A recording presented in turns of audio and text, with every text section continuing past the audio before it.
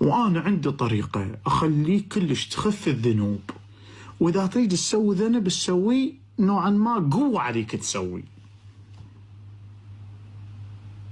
هاي الطريقة إذا استمريت عليها راح تخف الذنوب، وإذا تريد تسوي قوة عليك بكل بساطة.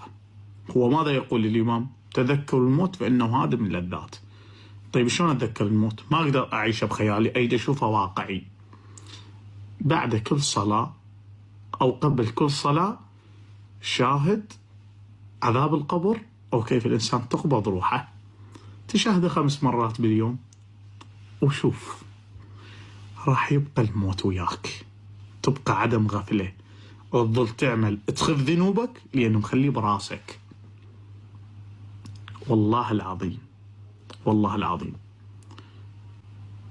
والله العظيم توصل مرحلة إذا ذكر الله قدامك تظل تبكي، والله العظيم بس ينذكر الله تظل تبكي.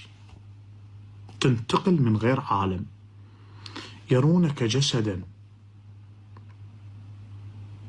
جسدا ولكن روحك في غير عالم. وإن شاء الله توصلون هذه المرحلة.